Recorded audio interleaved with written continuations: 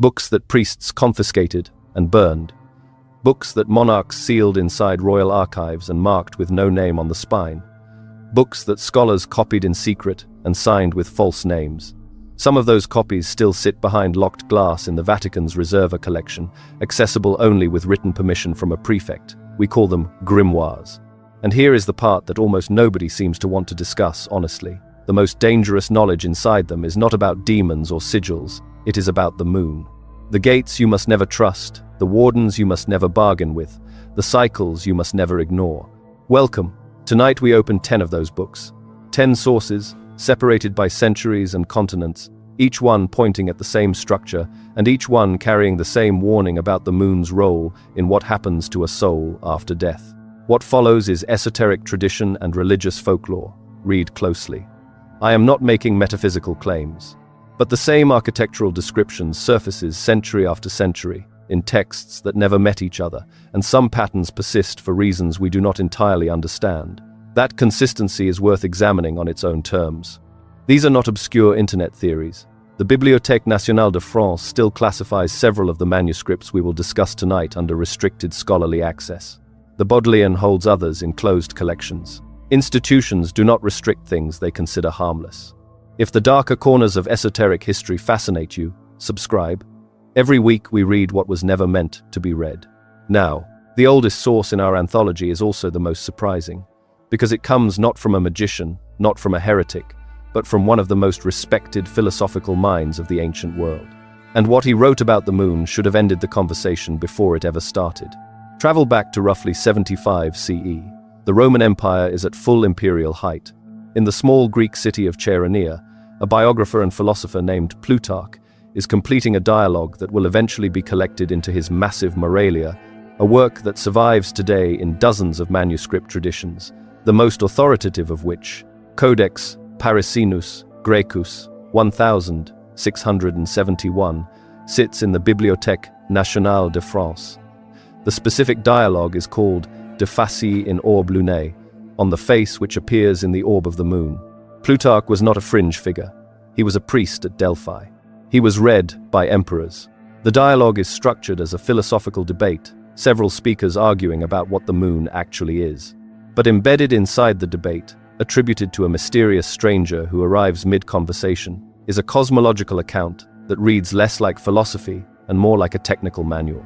The tradition tells us this stranger's account was itself drawn from older, unnamed sources Plutarch declines to identify. Whether that framing device is literary or literal, scholars still disagree. The stranger describes a two-stage process for the soul after death. In the first stage, the soul rises from Earth toward the moon. The moon, in this account, is not a destination. It is a processing station. The soul arrives there and undergoes a separation. The mind, the nous, the rational faculty, is peeled away from the lower psychic substance, what the Greeks called the thumos, the seat of emotion and appetite. The moon, the tradition continues, holds the thumos. It absorbs it, consumes it, slowly, the way the moon itself was believed to wax and feed on light. But here is the line that has unsettled readers for nearly 2,000 years. Plutarch writes, in the voice of the stranger, "The moon is the earth of the dead, and Hecate is the mistress of the crossing." Read that again. Not a metaphor for death, not a poetic gesture. The moon is the earth of the dead. The stranger is describing a physical location, a place where something is processed, sorted, and either held or released. I want you to notice what it does not say. It does not say the moon is a symbol of death. It does not say the moon reminds us of death. It assigns the moon administrative jurisdiction over the dead. That is a bureaucratic claim, not the poetry, the function.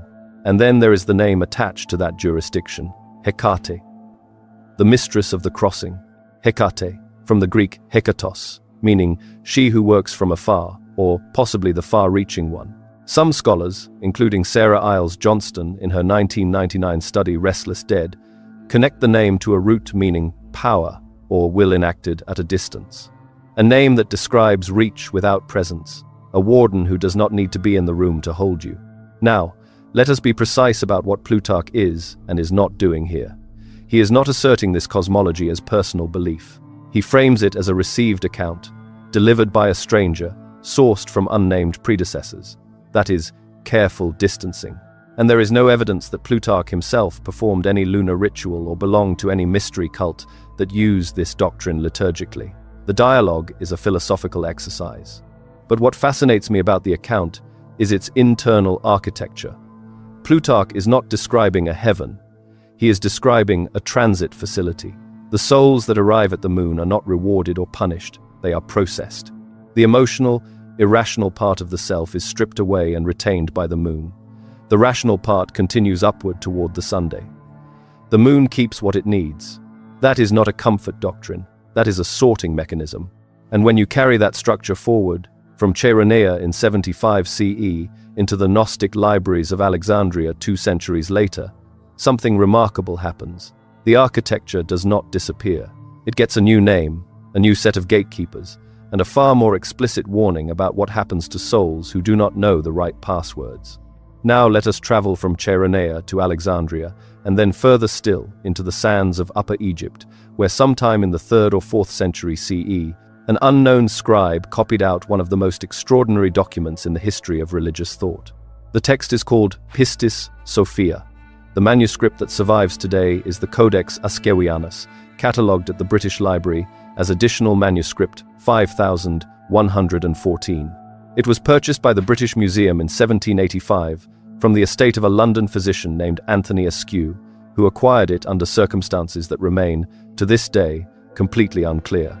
The manuscript runs to nearly 350 pages of Coptic text, and it sat largely unread in institutional storage for decades before scholars began to understand what they were looking at. What they were looking at was a map, not of geography, of what happens to you after you die. The tradition tells us that Pistis Sophia records the secret teachings of Jesus to his disciples in the years following the resurrection, teachings that were, supposedly, too dangerous for the general population to receive. The legend continues that these teachings describe a cosmos populated by hostile divine beings called archons, each one stationed at a specific sphere of the heavens, each one tasked with a specific function. And that function, the text makes plain, is interception.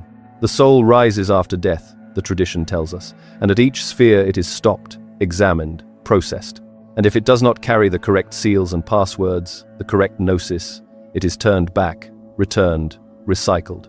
The lowest toll gate, the first one the soul encounters, is stationed at the moon. But here is the line that has stopped scholars cold for 2 centuries. The text does not suggest the interception. It states it, with the matter-of-fact precision of a customs declaration. Here it is, from G.R.S. Mead's 1921 translation. The standard scholarly English rendering, "The receivers of the moon seize the soul." Read that again.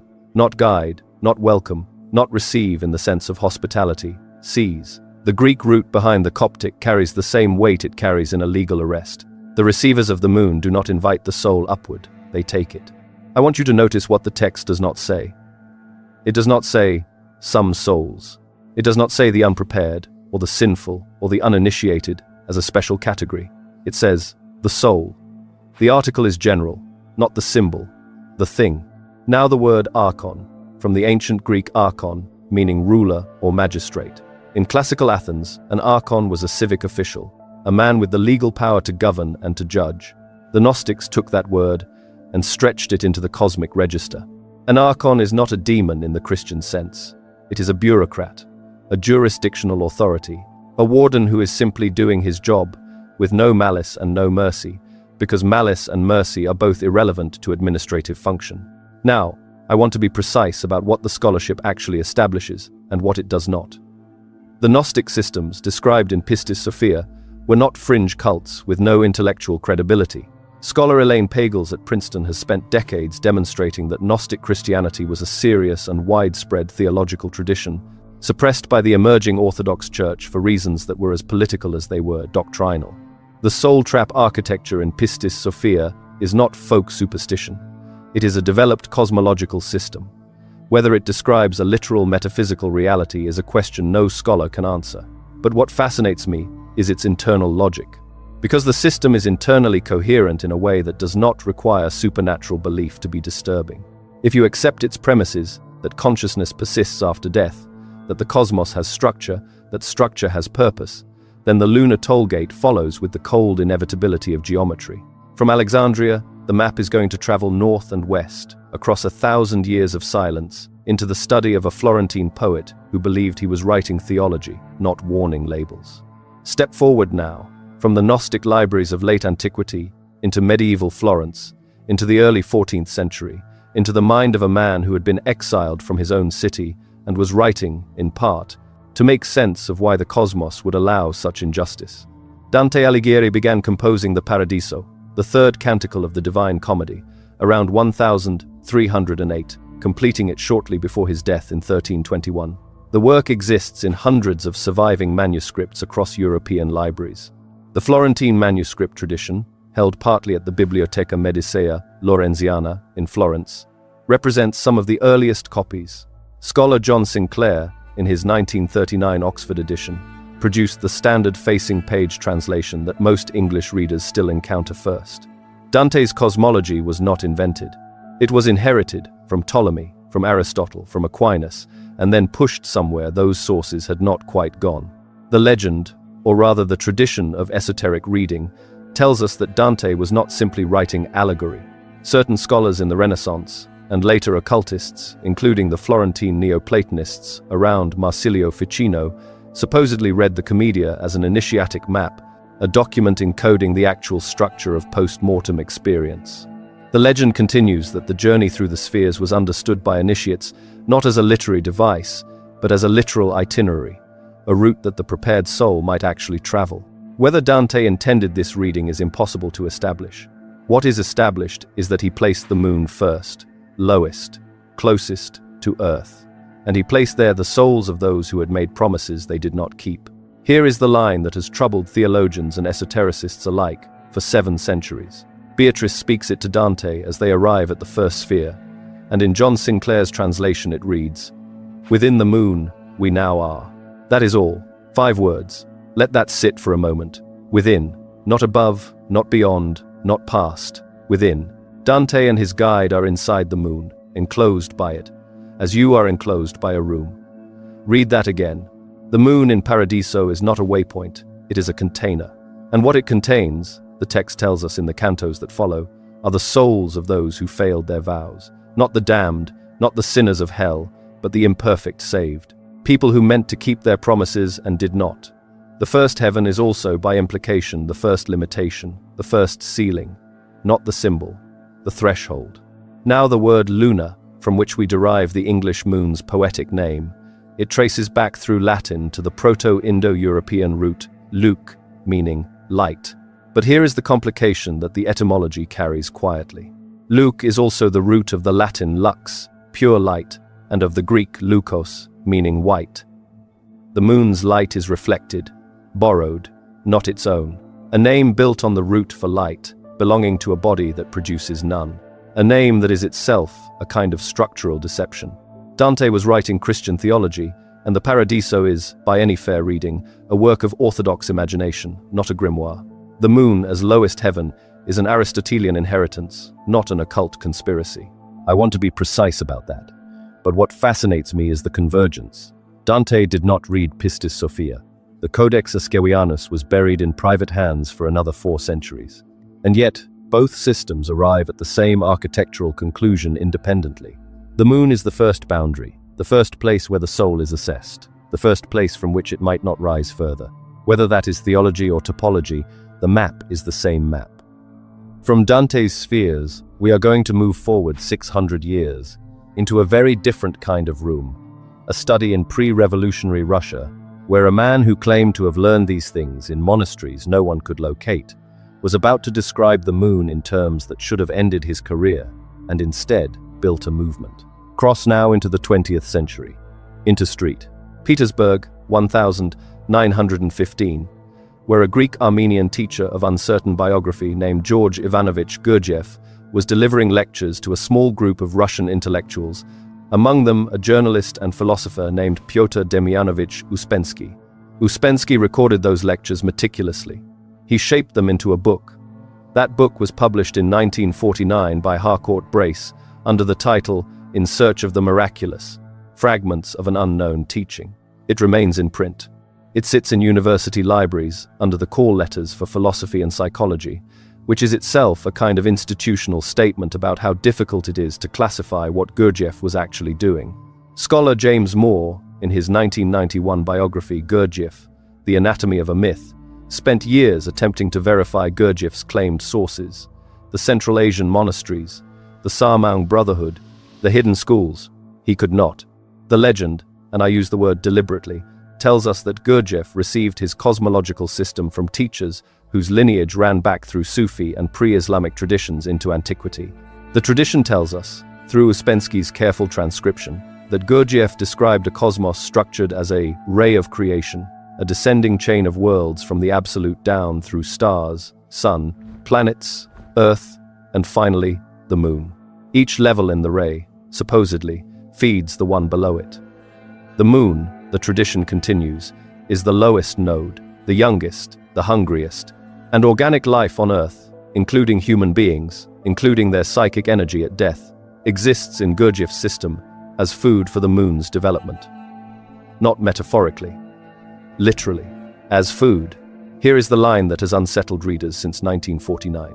Ouspensky records Gurdjieff's teaching in direct speech, and the passage reads, "Everything living on the earth, people, animals, plants, feeds the moon." I want you to notice what that sentence does not contain. It does not say some people, or unconscious people, or people who have not done the work. It says everything living. The scope is total. Read that again. Feeds. Not contributes to, not participates in, not nourishes in some abstract spiritual sense. Feeds. The word is agricultural. It is the word you use for livestock, not the symbol. The function. Now the word kundabufer. Gurdjieff coined it himself in his later text Beelzebub's Tales to His Grandson, published in 1950. He described it as an organ that was, supposedly, implanted in human beings in the distant past, specifically to make them serve the moon's needs, an organ of compliance, of sleep, of mechanical behavior. The name itself is a portmanteau with no clean etymology, which is almost certainly deliberate. Gurdjieff made his language resistant to easy translation. Kundabuffer is a word designed to name something for which no existing language had a term, a word built to describe a function that should not exist. Gurdjieff's biographical claims do not survive scrutiny. The monasteries he described have not been found. The Sarmaung Brotherhood exists in no independent historical record that scholars have been able to verify. James Moore's biography makes this plain. I am not suggesting that Gurdjieff was a fraud in the simple sense. The question is more interesting than that.